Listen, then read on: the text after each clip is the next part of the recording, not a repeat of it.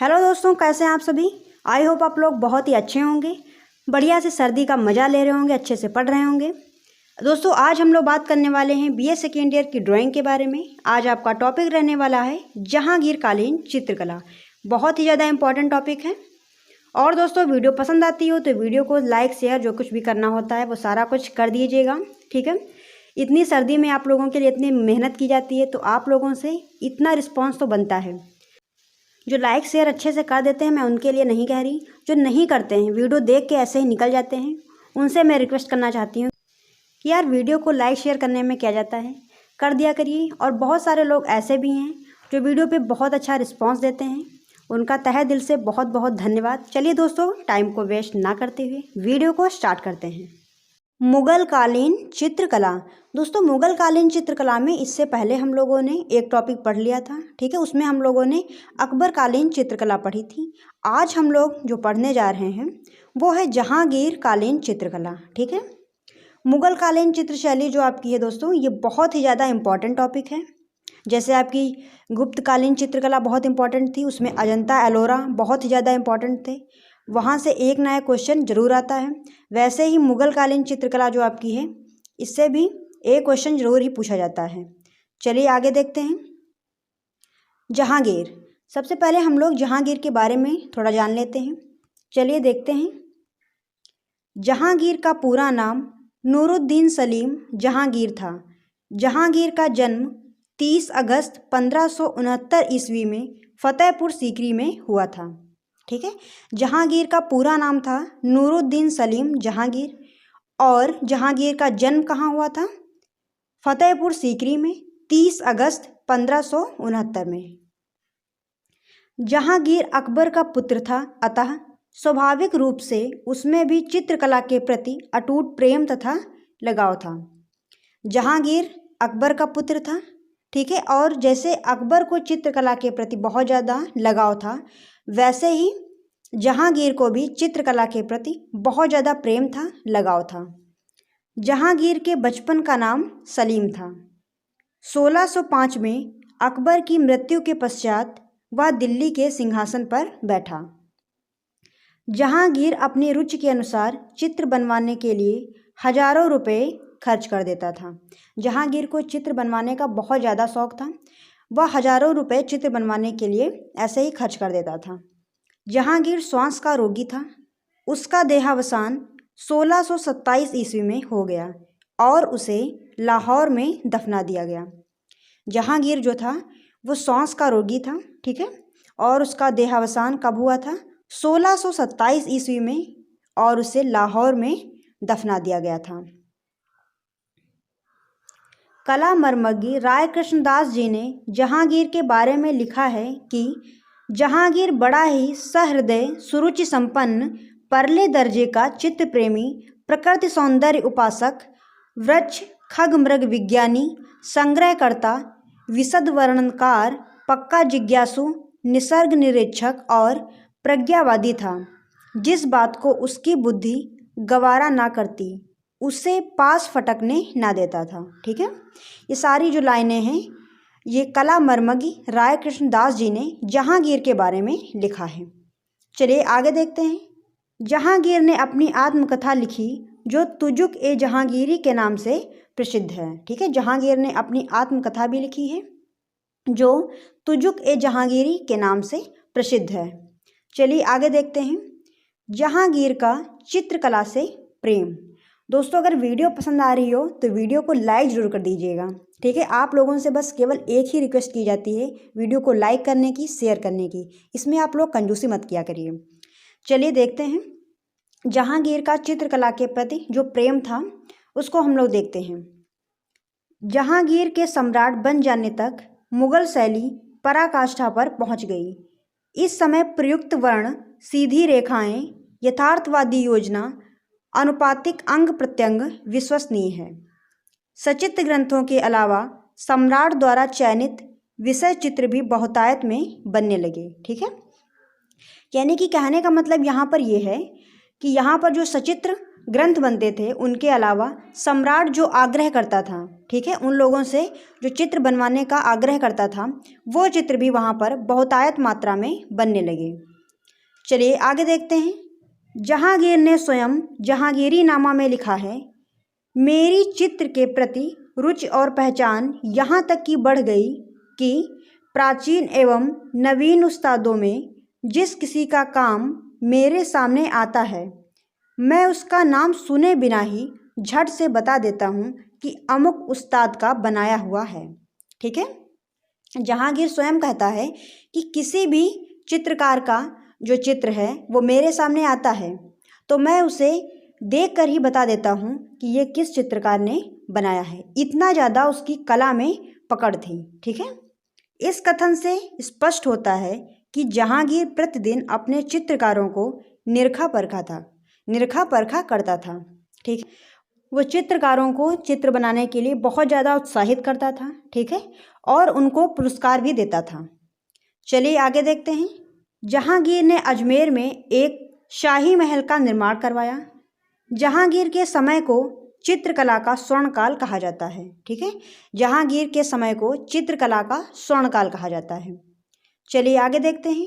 जहांगीर के समय के प्रमुख चित्र, तो टर्की कॉक हो गया। ठीक है, टर्की कॉक जो है ये मंसूर के द्वारा बनाया गया चित्र है, बहुत ही ज़्यादा प्रसिद्ध है। बाज, ये भी मंसूर के द्वारा बनाया गया है। चिनार के पेड़ पर असंख्य गिलहरियाँ बैठी, साइबेरिया का सारस, शेर का शिकार करते हुए जहांगीर, ये सारे चित्र जहांगीर के समय में बने हैं। चलिए आगे देखते हैं। प्रसिद्ध चित्रकार, जहांगीर के समय में जो प्रसिद्ध चित्रकार हुए हैं, चलिए उनके बारे में देख लेते हैं। तो पहले चित्रकार हैं आपके आका रिजा। यह एक ईरानी चित्रकार था। इसके द्वारा बनाए गए 2 सचित्र ग्रंथ हैं। तो पहला ग्रंथ है राजकुमार, चेस्टरबेरी संग्रहालय में ये रखा हुआ है। और दूसरा कौन सा है, अमीर नज्म उद्दीन हसन दहलवी की चित्रित गज़ल एवं रुबाइयाँ। ठीक है, ये बाल्टीमोर के वाल्टर्स गैलरी में है।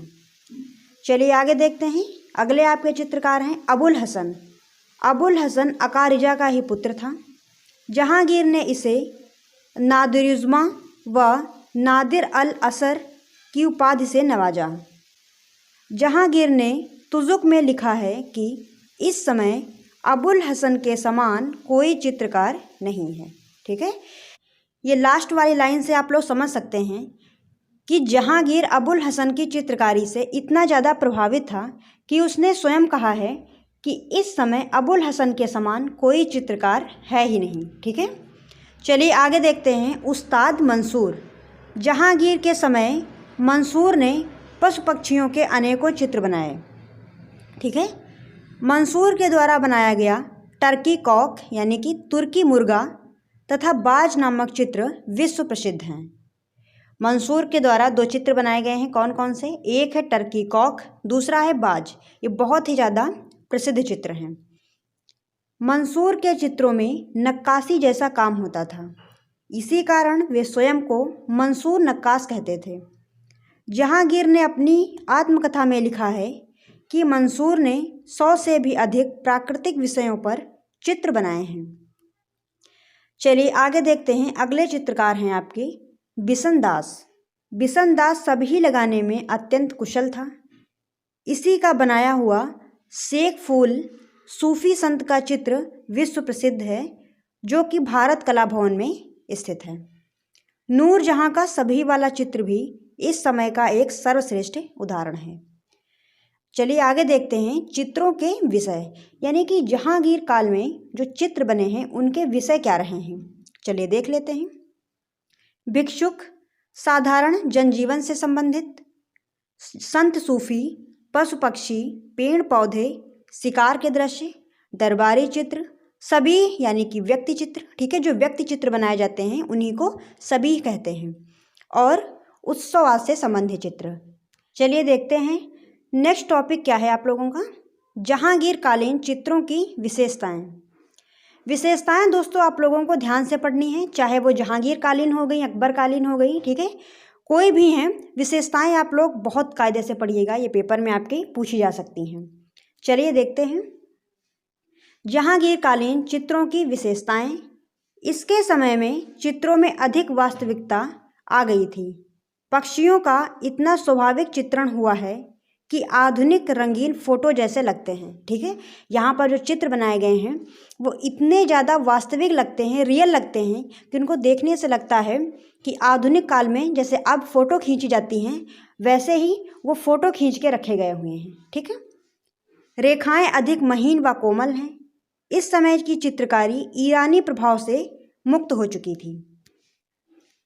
इस समय चेहरे प्रायः एक चश्म के बनाए गए हैं, जबकि अकबरकालीन अधिकतर चेहरे 1.5 चश्म के बने हैं। जहांगीर के समय में जो चेहरे बनाए गए हैं वो अधिकतर 1 चश्म में बनाए गए हैं, जबकि अकबरकालीन जो चेहरे हैं वो 1.5 चश्म के बनाए गए हैं। अब जामा कुछ लंबा, पायजामा भी नीचों को जाता हुआ बनने लगा था। वह खिड़कीदार पगड़ी की वेशभूषा बनने लगी थी। स्त्रियों की राजस्थानी एवं सूथन व ओढ़नी वाली वेशभूषा प्रचलित हुई। रंगों में सूफियानापन व परस्पर मिश्रित रंग तथा एक ही रंग की तानों का प्रयोग होने लगा था। इस समय के चित्रों में स्वर्ण रंग का प्रयोग भी बढ़ गया था। यहाँ अकबर काल के पुस्तक चित्रों के स्थान पर अलग अलग वसलियों पर जमा कर चित्र बनाने की परंपरा विकसित हुई।